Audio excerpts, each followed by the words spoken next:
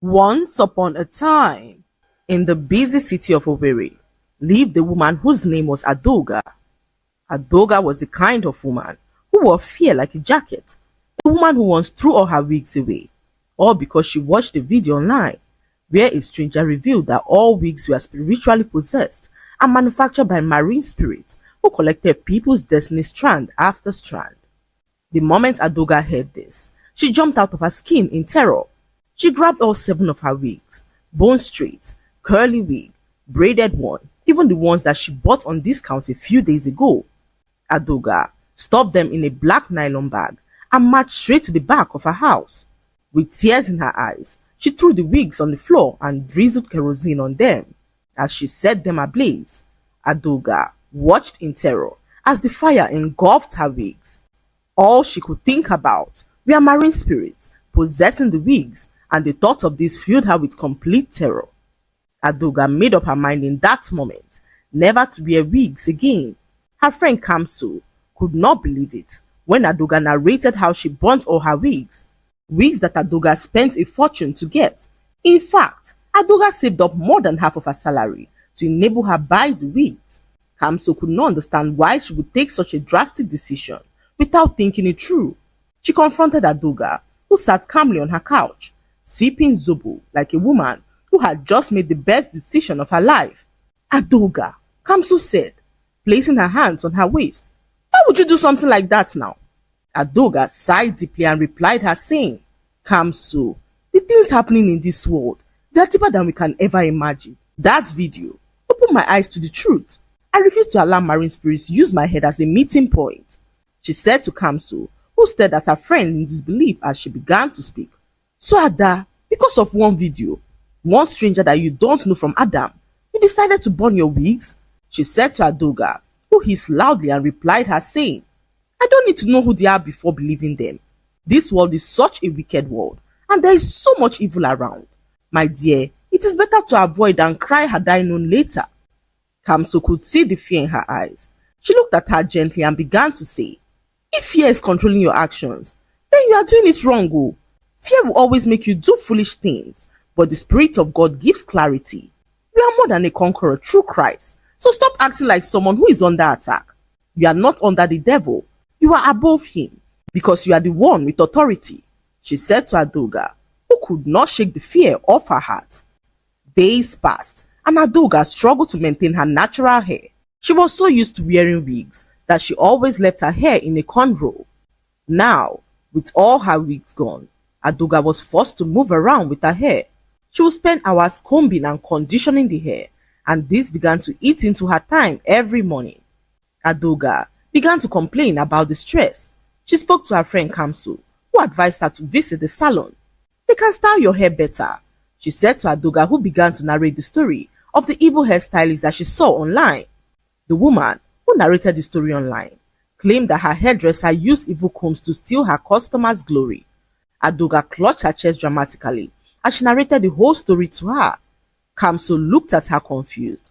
She tried to make Adoga understand that even if evil hairstylists exist, the power of discernment God has given to us will always alert us of such evil. We should not walk around afraid of every shadow just because evil exists in the world. "Ada," Kamsu said softly, "God gave you discernment, not panic. You can pray and ask him for direction before going anywhere, because fear is not wisdom. It is bondage," she said to Adoga, who shook her head so hard that her hair bounced like angry springs. "Kamsu, you don't understand. What if they use the comb on me? What if they touch my scalp and my style disappears? What if?" Kamsu clapped her hands loudly in frustration. "Ada, stop all this what if before you run mad. What if nothing happens? What if God protects you?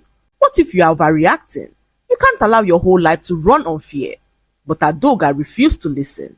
She continued to soak in every story that she saw online. In fact, Adoga began to live a life of fear. Her subconscious started to see the evil in everything around her. Her perfume, her makeup, lashes, and even the mirror in her room. Adoga burnt all the thrift dresses that she owned after she watched a video of an evil dress that possessed its wearer. She stopped using taxis because a video online revealed how some taxi drivers hypnotize passengers and steal their kidneys. So Adoga began to trek everywhere like a stubborn goat. Rain, she trekked. Sun, she trekked. Flood, she folded her trousers, held her bag over her head, and trekked like Moses crossing the Red Sea. Her fear increased so much that she stopped buying meat at the market, all because she watched a video where a butcher confessed to selling human meat disguised as beef. The moment she saw it, she spat out the suya that she was chewing and screamed the blood of Jesus. "I have eaten somebody's uncle," she continued to say as she threw up all that she had eaten. From that day on, Adoga refused to enter the meat section of the market. Whenever she walked past there, she accused the butchers of being evil, trying to convince people not to buy their meat. However, everyone looked at her as mad, including the meat sellers, who stared at her like a confused goat, staring at an incoming trailer. Her neighbors began to notice her strange behavior. They watched in terror as Adoga smashed all the mirrors that she had in her home. After watching a video where mirrors were revealed to be spiritual portals that evil spirits use to watch people, Adoga broke the mirror in her bedroom. She then walked to her hallway and smashed the one that she had on her wall. Adoga then grabbed her handbag and smashed the tiny compact mirror that she kept inside her makeup purse. She marched around the house like a soldier, one that was on a mission, smashing mirrors and rebuking the demons that she believed came from the mirrors. Hours later, her friend Kamsu arrived at the house and met everywhere shattered with glass. She opened her eyes in terror, wondering what could have happened, when Adoga strolled casually to meet with her. "Were you robbed?" Kamsu asked, as she panicked and looked at her friend, who smiled and revealed to her that she had finally defeated the devil. Kamsu could not hide her confusion. She stood there and listened as Adoga narrated the reason why she smashed all the mirrors in her house. Kamsu could not believe her ears. She pulled her friend gently to the side and looked her right in the eyes as she began to speak calmly. "Ada, did you just break all your mirrors because of a video you saw online?" she asked Adoga, who nodded her head and began to speak. "Yes, so I watched a testimony last night. A woman said mirrors are portals, that demons use them to watch people. So I destroyed every one of them. Let them try me now. Let them show their face again. I'm ready for them." She raised her broom in the air as if challenging invisible forces. Kamsu blinked, then blinked again. Her spirit left her body for just 1 second and came back. "Ada, so you mean to tell me that you turned your entire house upside down because of just one video?" Adoga hissed loudly as she began to yell angrily. "And so, you think the devil will come down and introduce himself to you before he attacks you? Kamsu, open your eyes. The world is very deep." Kamsu dragged her palm down her face in frustration. "Ada, this is madness. You cannot continue like this. Every day is one fear after another. First wigs, now mirrors. Tomorrow, what next? Will you burn your entire house down because you saw a video online about an evil house?" Adoga gasped dramatically. Now, how can I burn down my own house?" "Ada," Kamsu said as she urged her to sit down. "Adoga, you are my friend, and I will always tell you the truth. As it stands now, you have gradually crossed the line between fear and madness." Adoga's eyes widened. "Kamsu, don't say that now. I'm only protecting myself." "Protecting yourself?" Kamsu snapped. "Ada, look at you. Look at your life. Look at this house. You have turned your home into a spiritual crime scene." Adoga swallowed hard. "But Kamsu, I'm scared. I don't feel safe. Every video I watch shows a new evil. Every story warns of danger. I don't want to fall victim to any of these now." Kamsu softened immediately. She sat next to Adoga, gently holding her hand as they trembled. "Ada, fear has captured you. Fear has chained you. Fear has blinded you. And fear will destroy your life if you allow it to." Adoga's lips trembled. "But Kamsu, what if the videos are true?" Kamsu shook her head slowly. "Ada, listen to me. Yes, evil exists, so yes, there are wicked people in this world, but God did not give us the spirit of fear. He gave you power, love, and a sound mind. What you are doing right now is not sound. It is not wisdom. It's bondage. Instead of trembling at every story you come across, what you should pray for instead is the spirit of discernment. Let me tell you a story of something that happened to my mother so many years ago. Maybe then you will understand why discernment is more powerful than fear." Adoga wiped her tears and leaned forward slowly, curiosity forcing its way past her fear as Kamsu began to speak. Many years ago, before my mother conceived me, she struggled to have a child. She waited for over 10 years, praying and hoping to God to give her a child. One day, while she was returning from the market, a young man approached her and said that the person responsible for her barrenness was closer than she thought. "Auntie," he whispered, looking over his shoulder, "do not go home tonight. Evil looms in the shadows. If you sleep under that roof, something terrible will happen." Kamsu's mother froze. Before she could speak, the young man continued, "And don't tell anyone I told you this, not even your husband. He must not know where you sleep tonight.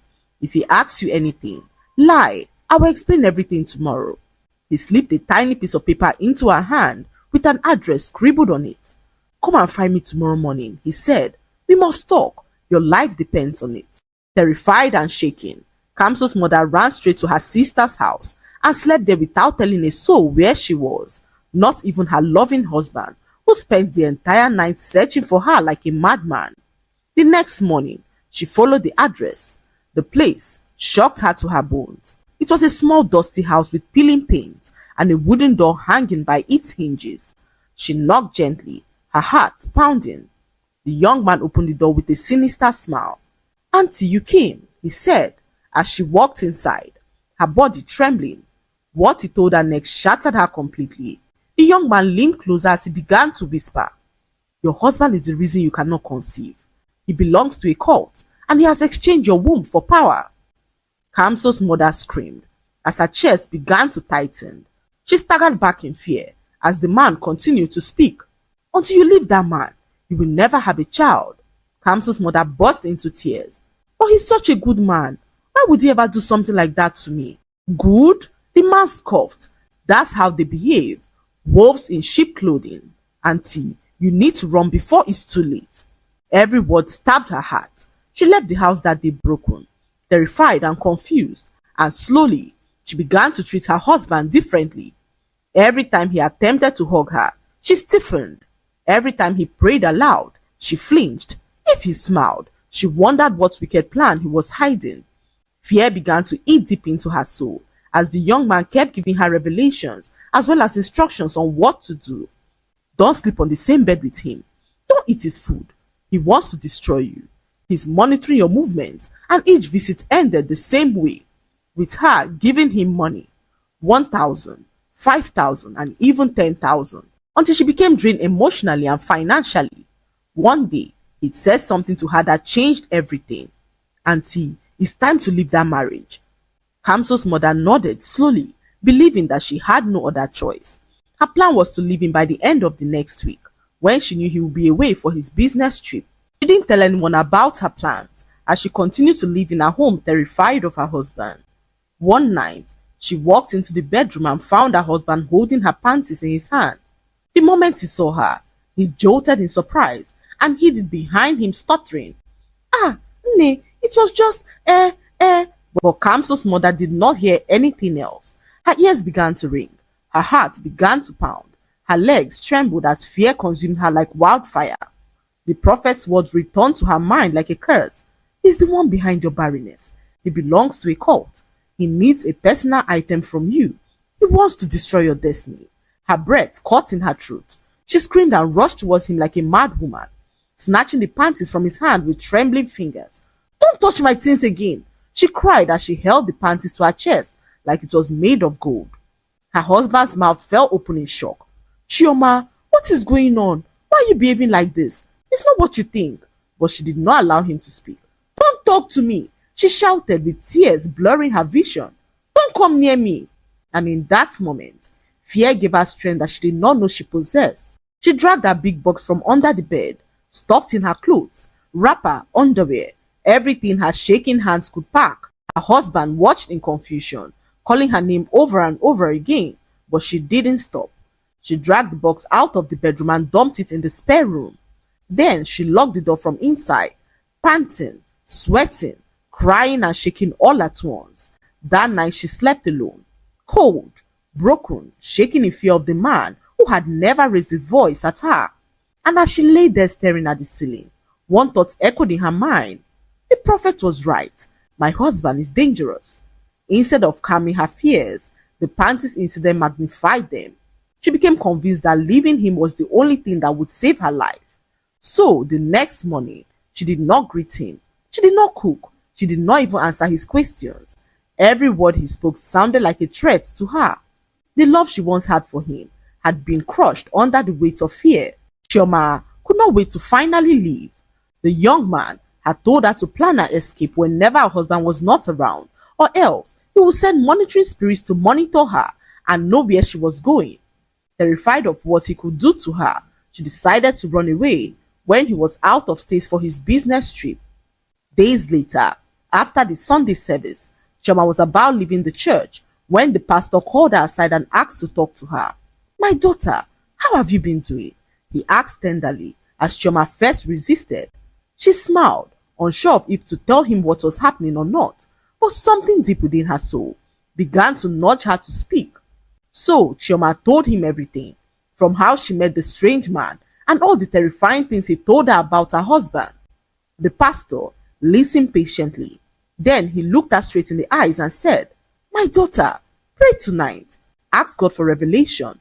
Ask God to expose the truth. Not fear, not rumors, not strangers, but the truth." Chioma went home and did exactly as he said. She prayed with tears streaming down her face. "God, show me the truth. Let me see what is really going on. Give me discernment to make the right decision," she prayed as she went to bed. That night, she slept peacefully for the very first time in years. Although there was no dream or revelation by morning, Chioma felt a peace that she could not explain.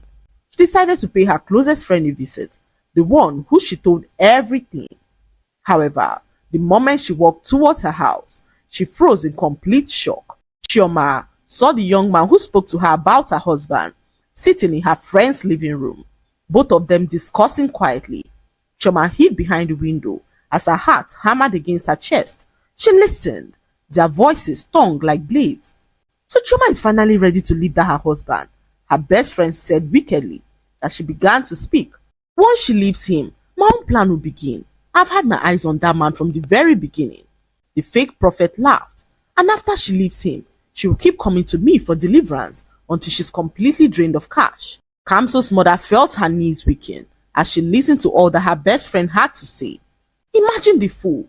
So she thinks she will remain happily married while I sit here single with no hope of ever finding love? How foolish can she be to think I will let her have a child before me? Chioma's hand flew to her mouth as she gasped sharply, tears instantly flooding her eyes. Her best friend continued, venom dripping from her words. "She is so naive. As long as I live, she will never conceive. I have already taken care of that. And once her marriage scatters, I will finally have the chance to take what belongs to me." She laughed wickedly, tossing her hair proudly. The fake prophet smirked.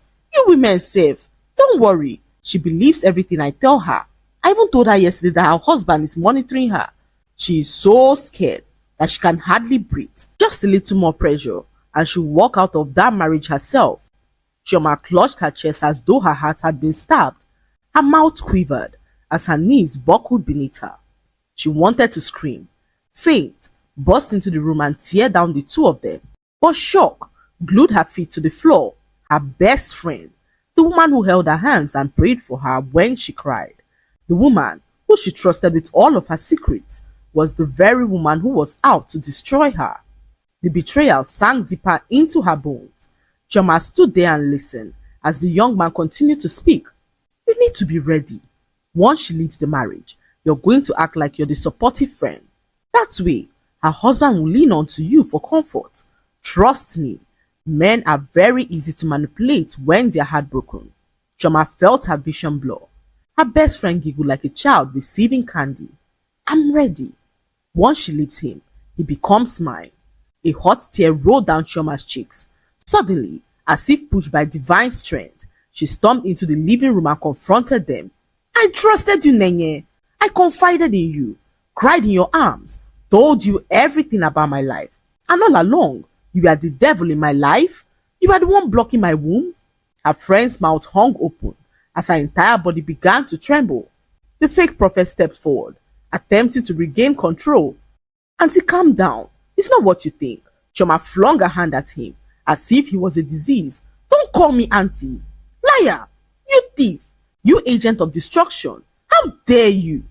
Her best friend Nenye tried to speak, but Chioma charged towards her like a storm. I cooked for you, Nenye. I prayed with you. I welcomed you into my home. And you repay me by trying to scatter my marriage? Her friend began to cry fake tears. It's not like that, Chioma. It's the devil. Shut up! Chioma said angrily as she continued to speak. I prayed last night. I asked God to reveal the truth, and he did. He opened my eyes. He exposed both of you. Her friend collapsed into the chair shaking. Chioma turned to the fake prophet and pointed at him. I'll report you. I will expose you for the world to see. The man attempted to run, but ended up tripping over his stool, falling flat on his face. Chioma did not care. She stormed out of the house like a victorious warrior, returning from battle. Her tears rolled freely, but they were no longer tears of fear. They were tears of freedom, tears of revelation, tears of deliverance. She marched straight home, burst into the sitting room and collapsed into her husband's arms. Chioma held her husband tightly as she began to cry. Chioma, what happened? He asked as Chioma narrated the whole story to him. She apologized to him for all that she did, as her husband also burst out in tears. He narrated how he tried to introduce more spark in their marriage, following her coldness towards him. So, he picked up one of her panties, hoping to use it to buy her more panties that she would love. However, Chioma walked in on him and misunderstood everything. Her heart broke to finally hear the truth. I'm so sorry. I'm so sorry, she cried. I let fear destroy my mind. I let strangers come between us. Her husband pulled her into a tight embrace as both of them cried into each other's shoulders. As Kamsu finished the story, Adoga sat frozen, her mouth slightly open, her eyes swollen with tears. The house was silent. Not a single sound. Not a breath. Not even the ticking clock dared to interrupt. Adoga finally whispered, So if your mother had listened to her, she would have destroyed her marriage with her own hands? Kamsu nodded. Yes, fear almost ruined her life. Fear almost made her run from the very man God sent to love and protect her. Fear blinded her, but prayer opened her eyes. Discernment saved her. Adoga swallowed hard as her eyes darted around her house to realize what fear was making her do. She sat there quietly as Kamsu held her hands and began to speak. Ada, fear has taken root in your life, but you cannot uproot it. God did not give you the spirit of fear, but of a sound mind. Fear is loud, but God's voice is gentle. You need to stop running from shadows and start standing on the truth. Adoga exhaled deeply, the kind of exhale that comes from a soul that has finally realized it has been carrying chains. So what do I do now? She asked as Kamsu smiled sweetly. Pray. Ask God for discernment. Ask him to guide your heart. Ask him to silence every voice that is not his. Fear will destroy you, but discernment will save you. Most of these videos you see online are enlightening you of the evil that exists in the world. However, their aim is not to make you afraid, but to make you aware. Awareness guides you, but fear blinds you. Adoga bowed her head as tears dropped on her lap, finally understanding how close she had come to ruining her life. She squeezed Kamsu's hands and whispered, No more. I refuse to live like a prisoner. That evening, Adoga prayed for the first time in weeks, not out of fear, but out of clarity. And as she prayed, a strange peace settled in her heart. And from that day onward, Adoga stopped running from shadows and began walking in wisdom, not terrified by the evil in the world, but guided by the God who protects her through it. The lesson to be learned from this story is that fear is a thief. It steals peace, destroys relationships, and blinds the heart from seeing the truth. Yes, evil exists, but God did not call us to live our lives trembling at every shadow that we come across. He gave us discernment, wisdom, and authority. When we let fear guide us, we make dangerous decisions, but when we let God lead us, He exposes everything and protects us from hidden traps. Always remember that God is greater than anything that threatens to shake you.